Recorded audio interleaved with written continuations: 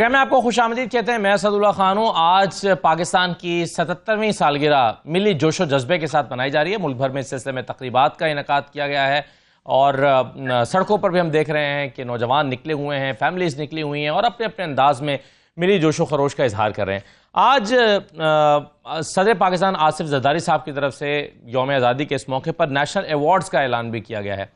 ये national awards, इसमें 104 लोगों को जो जिनमें पाकिस्तानी और फॉरेनर्स शामिल हैं, इनको ये अवार्ड्स, इनका ऐलान किया गया है 23 मार्च को ये अवार्ड्स दिए जाएंगे। लेकिन इसमें कुछ नाम बड़े दिलचस्प हैं, जैसे कि अनवर मजीद साहब को हिलाल इम्तियाज़ देने का ऐलान किया गया है और वैसे अरशद नदीम को भी हिलाल इम्तियाज़ दिया गया है, लेकिन अनवर मजीद साहब को भी हिलाल इम्तियाज़ देने का ऐलान किया गया है। इसी तरह से इरफान नवाज मेमन जो DC हैं इस्लामाबाद के, उनको सितारा इम्तियाज़ देने का ऐलान किया गया है। इरफान नवाज मेमन साहब जो हैं ये वही शख्सियत है जिनको तौहीन अदालत की सज़ा हुई है, लेकिन वो सज़ा अभी फ़िलहाल अदालत से मुअत्तल है, लेकिन इनको सितारा इम्तियाज़ दिया गया है। उमर फारूक साहब ये इमरान खान का तोशाखाना केस लेकर आए थे और इन्होंने एक इंटरव्यू दिया था जिसमें बताया था कि घड़ियाँ उनके पास पहुँची बेचने के लिए। ये वो साहब हैं, इनको भी हिलाल इम्तियाज़ से नवाजा गया है। तो नेशनल अवार्ड्स का ऐलान किया गया। इनमें चंद नाम जो हैं और कुछ और नाम भी दिलचस्प हैं।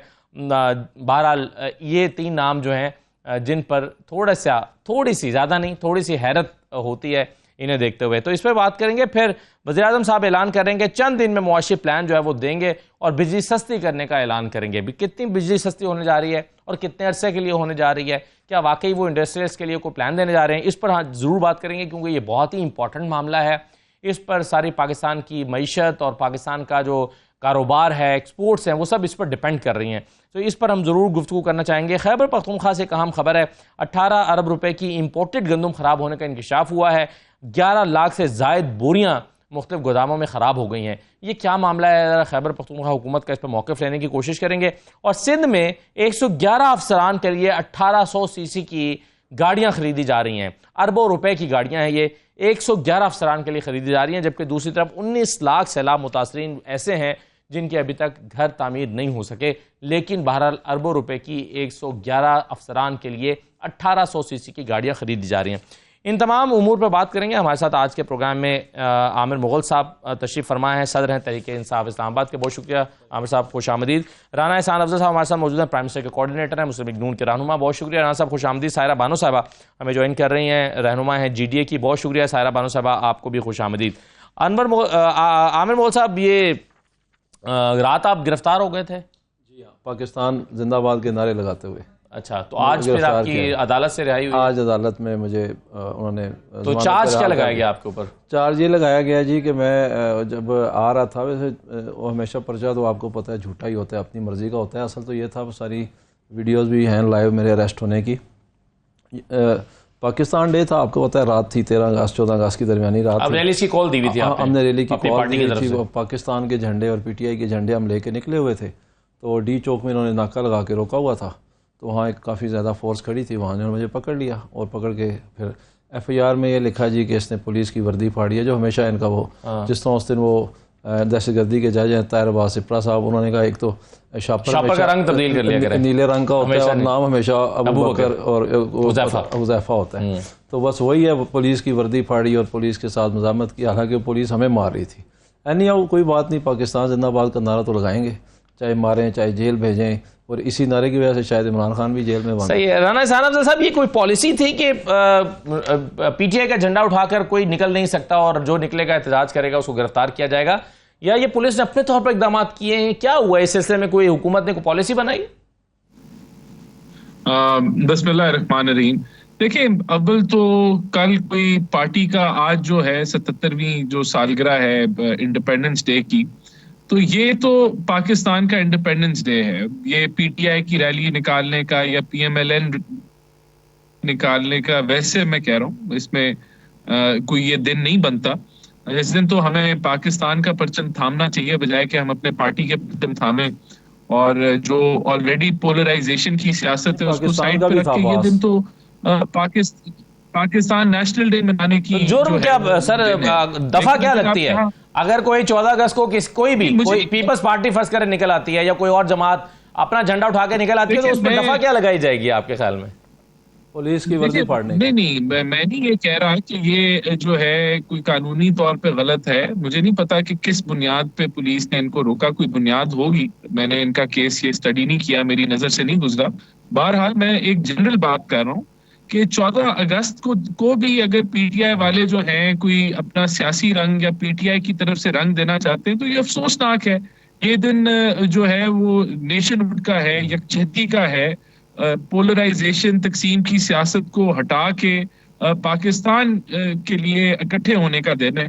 तो अगर इनकी यही सियासत अभी भी ये चल रही है तो आपके सामने है फिर। लेकिन मुझे नहीं पता कि इनको किस वजह से रोका गया या पुलिस ने क्या, कोई वहां बाकी लड़ाई हुई नहीं हुई, ये क्या नारे लगा रहे थे, क्या नहीं कर रहे थे। मैं I can't comment on it because मेरी नॉलेज में ये डिटेल में इंसिडेंट नहीं है। सही है। चलिए, इस कौमी यकजहती के दिन और कौमी दिन के मौके पर आज अवार्ड्स का, नेशनल अवार्ड्स का सदर आसिफ जरदारी साहब ने ऐलान किया है।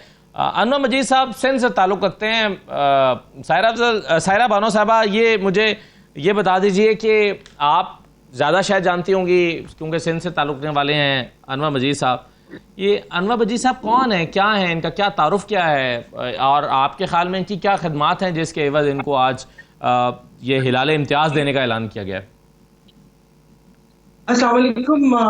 जिस वक्त आप ये बात कर रहे थे उससे पहले मैं भी जब देख रही थी तो सिर्फ अफसोस हो रहा था और मुझे तो ऐसे लग रहा था कि ये हम लोगों के मुंह के ऊपर, वैसे तो रोज किसी न किसी बात और फैसले चीजों से हमारे मुंह पे तमाचे पड़ते हैं, लेकिन आज ये एक बहुत बड़ा तमाचा कि आज यौम आज़ादी के दिन ये जो तकरीबात हो रही हैं और जो आपने नाम लिए डीसी साहब की, जाहिर है उन्होंने इतनी ज्यादा क्या कहते हैं मालिकों की गुलामी की और जो आइन से ऊपर होकर काम किए तो इनाम तो बनता था।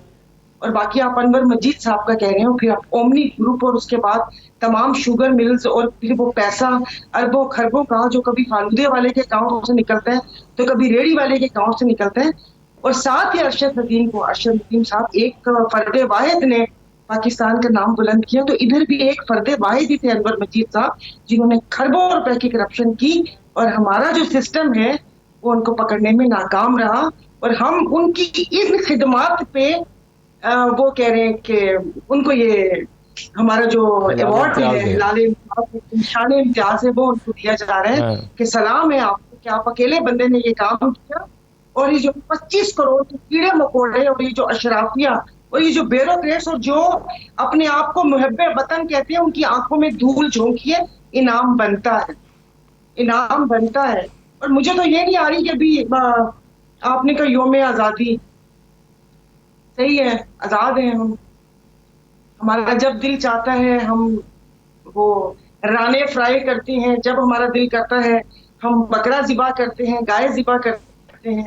इतनी आजादी है हमें, शुक्र अल्हम्दुलिल्लाह। सही है। और उससे पहले जब आपने बात की बिजली की तो वो कहते हैं ना कि सब कुछ है अपने देश में, रोटी नहीं तो क्या। सब कुछ है अपने देश में, रोटी नहीं तो क्या, वादा लपेट लीजिए लंगोटी नहीं तो क्या। अरे बिजली के बिल जो जून जुलाई में लोगों की चीजें बिक गई, लोगों के घर का सामान बिक गया। अभी तो मौसम अच्छा हो गया, अभी तो वैसे ही किसी ने इतना एसी इस्तेमाल नहीं होना। हमारे कराची में तकरीबन रात के वक्त चलता है, दिन में नहीं चलता, कि मौसम अच्छा हो गया। और बाकी देही इलाकों की तरफ भी यही हाल है। बस क्या कहा जाए, अफसोस ही होता है। लेकिन आज जो वो ये तकरीबात हो रही हैं और जो लोगों को इनामात से नवाजा जा रहा है, कि जैसे आपने कहा कि वो एक गुमनाम था शख्स उमर फारूक, कि जी उसने इन लोगों को सांस देने के लिए तोशाखाना का केस उस बंदे ने उखाड़ा कि भाई इन लोगों को 1 साल वो कहते हैं ना कि मौका मिल गया, क्योंकि कोई और चीज तो निकल ना सकी बानिए तहरीके इंसाफ के खिलाफ। तो एक घड़ी अपनी अरबों खरबों की चोरियां भूल के तो इनाम तो उसका भी बनता था। वैसे आप तमाम साइड पे रखकर देखें तो इनाम बनता था, लेकिन इनको अपनी जेब से इनको नवाजना चाहिए था। मैं नहीं समझती, अगर जिंदगी में मुझे कभी ये मिला हुआ होता निशान किसी भी चीज पे तो बाखुदा वापिस कर देते। मैं तो कहती हूँ अगर आज भी कोई है, अगर किसी को मिला हुआ है तो वो ला के इनको इज्जत एहतराम। सही है। मैं अगर मुझे छोटा सा एक ब्रेक ले लेने दीजिए, ब्रेक के बाद वापस आते हैं।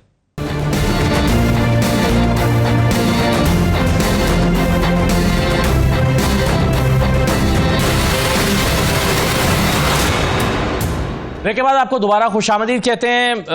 खैबर पख्तूनख्वा में 18 अरब रुपए की इंपोर्टेड गंदम खराब होने का इंकशाफ हुआ है।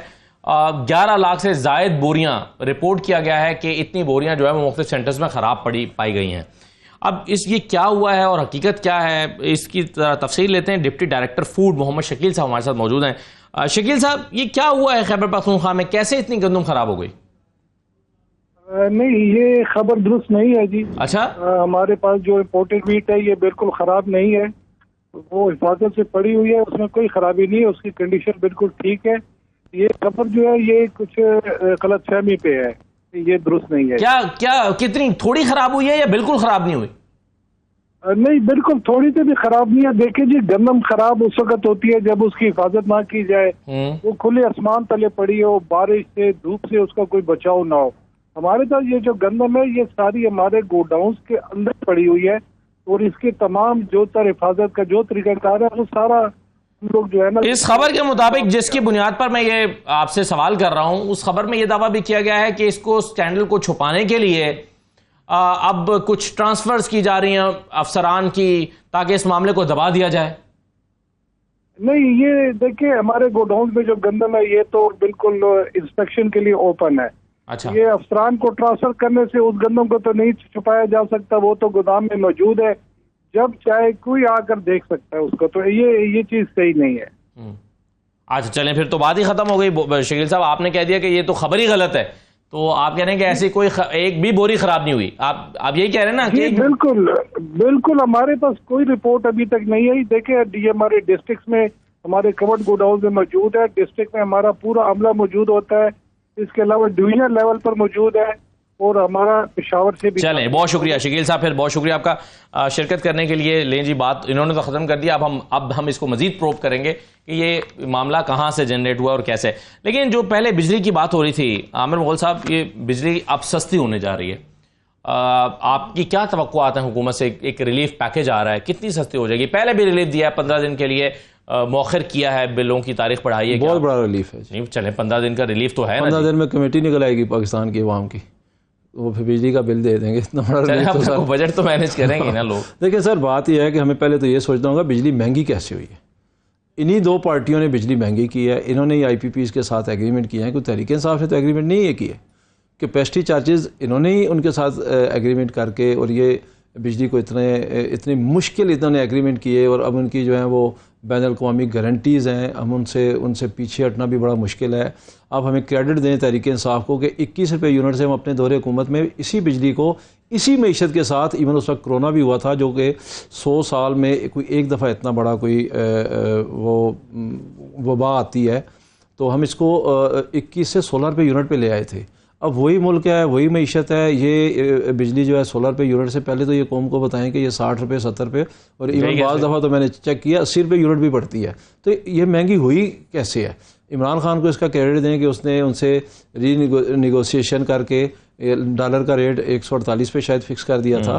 तो अब पहले तो ये कौम को बताएं ना कि इन्होंने इतने महंगे मायदे किए क्यों हैं, और उसके बेनिफिशियरी यही दोनों पार्टियां हैं, पीपल्स पार्टी और नॉन लीग है। 2015 में इन्होंने महंगा मुआहिदा किया है, तो आपने उसको 16 रुपए पे भी कैसे रखा हुआ था? नहीं, उनसे निगोशिएशन करके किया था ना, लेकिन बहुत माइनर सामने उनसे लिया था, उनसे रिलीफ। लेकर क्वेश्चन ये है कि 16 रुपए से दोबारा 60 रुपए पे कैसे पहुंची, ये कौन को बताएं? जी राना साहब, एक मिनट, और राना साहब ये बताएं कि 60 रुपए से क्या आप 16 रुपए पे वापस ला रहे हैं? फिर तो ठीक है, नजर आएगा कि वाकई आपने कौम को रिलीफ दे दिया है। कि जब आपकी गवर्नमेंट आई ये 2022 9 अप्रैल को, तो 16 रुपए से आप 60 70 80 पे ले गए हैं, या आप 60 70 या 80 रुपए ले जाके तो 5-10 रुपए कम करके तो हाथम जी राना साहब, ये क्या, ये दो सवाल हैं। 16 रुपए से 60 रुपए पे यूनिट गया कैसे, और 60 से क्या 16 पर आएगा, या 60 से 59 पर आएगा, या 55 पर आएगा? कितना रिलीफ मिलने जा रहा है कौम को बिजली के बिलों में? नहीं, देखें, सबसे पहली बात तो ये कि 16 रुपए का यूनिट नहीं था वो, तो उस तरह तो आज भी 200 जो यूनिट इस्तेमाल करते हैं उनको भी 20 रुपए का यूनिट मिल रहा है, और इसी तरह मुख्तलिफ टैरिफ हैं। तो 16 रुपए का यूनिट PTI के दौर में बिल्कुल भी नहीं था, ये गलत है। और इसको चेक करें। दूसरा, बिजली महंगी क्यों हुई है उसकी वजह मैं आपको बता देता हूँ। कैपेसिटी पेमेंट राणा साहब माफी चाहता हूँ आपकी बात काटता हूँ। राणा साहब सिंपल 30 सेकंड की बात सुन लें, 30 सेकंड की। आप असदुल्ला खान साहब के साथ टाइम रख लें, मैं 2022 का भी बिल ले आता हूँ। अच्छा सर, इसमें आप 2024 का राणा साहब उसमें जो फर्क है ना वो ये है 2024 का जो बिल है 200 यूनिट का, वो 20 रुपए का यूनिट है। वो 20 रुपए का यूनिट से भी कम मिल रहा है 200 यूनिट से नीचे को। मैं 2022 के बिल ले आता हूँ। अच्छा, एक आम आदमी के लिए ना राणा साहब, एक आम आदमी के लिए तो ये हुआ ना कि जिसका बिल 2-3 हजार रुपए आता था उसका 12,000 रुपए तक चला गया, जिसका 10-12 हजार आता था उसका 40-50 हजार रुपए चला गया। ये फर्क तो पड़ा है ना लोगों, तभी तो लोगों की चीखें निकली। टाइम रख लेना, बिल ले आते हैं दोनों को, हम देख लें। पेमेंट का जो सुन लेना जी, अगर मेरा जवाब सवाल पूछा है तो सुन लें जवाब, या फिर और कोई सवाल है तो वो पूछ लें। देखिए सर, सीपेक का प्रोजेक्ट होना जी, था, जी, जी। वो इन्होंने किया, उसको तबाह कर दिया। अगर वो इंडस्ट्रियलाइजेशन हो जाती तो ये कैपेसिटी पेमेंट उस तरह महसूस ना होती, नंबर एक। दूसरा, कैपेसिटी पेमेंट के अंदर भी 40% जो जुज है वो डिवैल्यूएशन का उसका वो है, और ये जो कह रहे हैं हमने 168 पे फिक्स कर दिए, वो सिर्फ चंद मुआहदे से, जिससे कोई 75 पैसे का फर्क पड़ा था। अच्छा, अब ये जो इनकी पूरी कहानी है कि इन्होंने इंडस्ट्रियलाइजेशन नहीं की, इनके दौर में लाइन लॉसेस बढ़ गए, रुपया डीवैल्यू हो गया, ये वजह है कि हम कहां पहुंचे। और दूसरा, इन्होंने जो गर्जिशी कर्जा है वो 1100 अरब से 2400 अरब पे ये ले गए थे, यानी कि 1.5 गुना इन्होंने बढ़ा दिया, 350। वो एक मेजर वजह थी कि जिसकी वजह से IMF, और फिर जाते हुए ये IMF का मुआहदा तबाह कर गए। तो ये जिम्मेदार हैं डायरेक्टली डिवैल्यूएशन की वजह से, कि इकोनॉमिक मिसमैनेजमेंट की, जाते हुए भी तबाही फेर गए, जिसकी वजह से कैपेसिटी पेमेंट्स बढ़ी। सीपेक के प्रोजेक्ट इन्होंने नहीं किए, इंडस्ट्रियलाइजेशन राणा साहब 71 का जिम्मेदार हमें नहीं ठहरा दिया आपने। तो ये बिल्कुल, बाकी ये मुआहदे जो हैं ये कह रहे हैं कि गलत मुआहदे, तो इनको खत्म कर देते अपने दौर में। अपने दौर में तो नहीं खत्म कर सके, चंद मुआहदे इन्होंने रिवाइज किए। चलिए साहिरा बानो साहिबा, अब ये एक और मामला है। चलिए, मैं बिल्कुल ठीक है, आप साहिरा बानो साहिबा, अब मामला ये है कि थर से कोयला निकलता है, और वो कोयला इस वक्त जो है वो पहले से लगे हुए प्लांट्स की भी शायद वो कोल पूरा नहीं कर पा रहा। और जो इस वक्त कराची में एक पावर प्लांट लगा हुआ है थर के कोयले की बुनियाद पर, उसके लिए एनर्जी मिनिस्टर ने 24 जुलाई को खत लिखा था कि चीफ मिनिस्टर सिंध को, कि भाई इसका कोयला वहां पर ट्रांसपोर्ट करने का बंदोबस्त किया जाए। अब हम चाह रहे हैं कि साहिवाल भी इसी कोयले को लेकर आए। ये क्यों कर मुमकिन हो पाएगा? आप इसको कैसे अमली तौर पर कितना मतलब इसकी पॉसिबिलिटी देखते हैं, क्योंकि इस पर बहुत ज्यादा सवाल उठ रहे हैं। तौर पर वो है ही नहीं। आप मुझे बताएं कि अपने खुदा जाने वहां पर किसको नवाजना था। हमारा कोयला इन्होंने लेकर जाना, तो मुझे नहीं पता कि वो कौन करेगा। हमें तो मेरे जिले सांगड़ की गैस भी नहीं मिलती, वहां पर भी लोड शेडिंग होती है। अभी भी 150 गाँव को गैस नहीं है। हमारी गैस चली जाती है बड़े भाई के पास, बड़ा भाई पंजाब। अब थर का कोयला, अगर थर पे ही पावर प्लांट लग जाए और यहीं से पहले यहाँ पर सूबे सिंध की बिजली की कमी पूरी हो जाए, तो अब मुझे नहीं पता कि इसमें किसके कितने कट हैं, क्या है। क्योंकि मैं कभी भी नहीं, मैं मान ही नहीं सकती कि ये जो टोला बैठा हुआ है, ये जो हमारी अशराफी है, इसमें ब्यूरोक्रेसी नंबर 1 पर है, उसके बाद सियासतदान। चलिए, वो बिजली तो कहीं पर भी पैदा हो सायरा साहिबा, वो तो जाएगी तो नेशनल ग्रिड में ही ना। ये तो केपी वालों का भी शिकवा है जी हमारे पानी से पैदा होती है और हमें पूरी बिजली नहीं मिल रही, तो ये वो भी इसी किस्म के शिकवे कर रहे हैं। लेकिन चलिए, ये बहरहाल इंपॉर्टेंट होगा कि प्राइम मिनिस्टर किस किस्म का पैकेज देते हैं, मुआशी प्लान क्या है उनका, और बिजली कितनी सस्ती करते हैं, ये देखना अहम होगा। इजाजत दीजिए, अल्लाह हाफिज।